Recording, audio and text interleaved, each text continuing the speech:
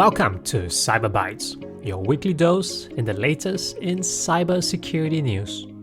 I'm your host, Edwin Kwan, and today we've got a packed episode from Australian companies facing a new wave of disruptive cyber attacks, to job scams on LinkedIn costing victims thousands, to hackers targeting Qantas in a high-stakes extortion attempt.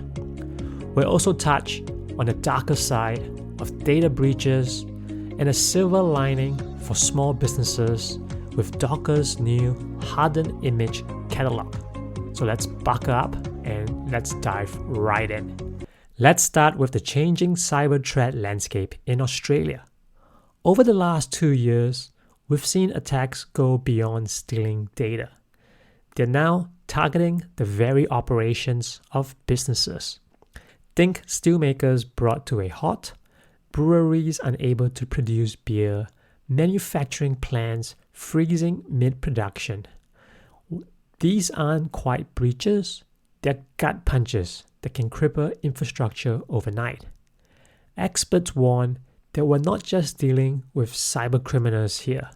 Nation-state actors are also orchestrating coordinated campaigns aimed at undermining Western economies. And while most companies focus their cybersecurity on preventing data theft, resilience against disruption is becoming just as critical.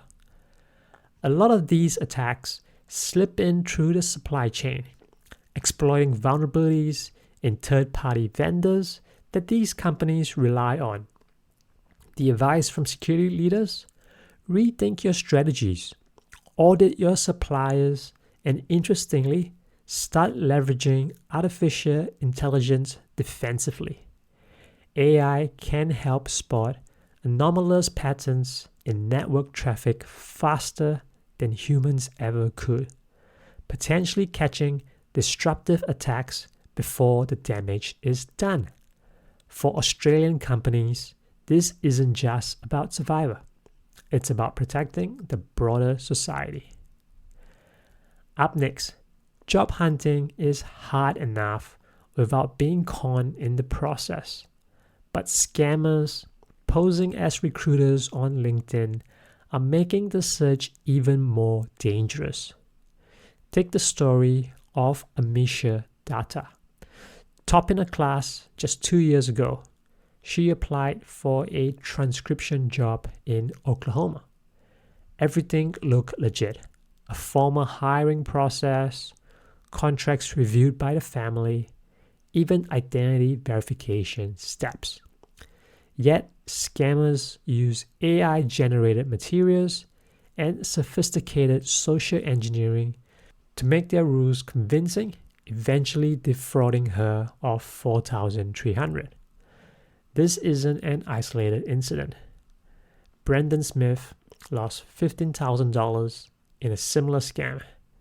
Between 2020 and 2024, reports of employment-related scams tripled, with victims losing a staggering $501 million. The job market's tough, with many listings overwhelmed by AI-generated applications, making scammers' fake opportunities harder to spot. The main takeaway is that don't pay upfront for equipment or training. Verify job offers independently, and remember that desperation is exactly what these criminals prey on. Now, let's talk about where stolen data goes. It goes to the dark web.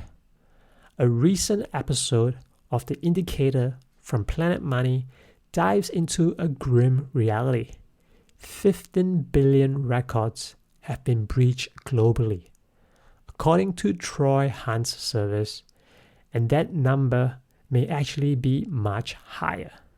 Cyber criminals aren't just hoarding this data, they are auctioning it, extorting victims, and weaponizing it for precision attacks. What's gotten worse is their access to AI. AI accelerates nearly every step of a cybercrime, from harvesting data at scale to crafting laser-targeted phishing emails. Criminal groups are even franchising proven hacking methods, letting new actors quickly adopt successful attack strategies. The implications is quite worrying. Cybercrime is scaling faster than our defenses. And while experts urge simple steps like strong, unique passwords and two-factor authentication, the burden now extends to government, businesses, and researchers.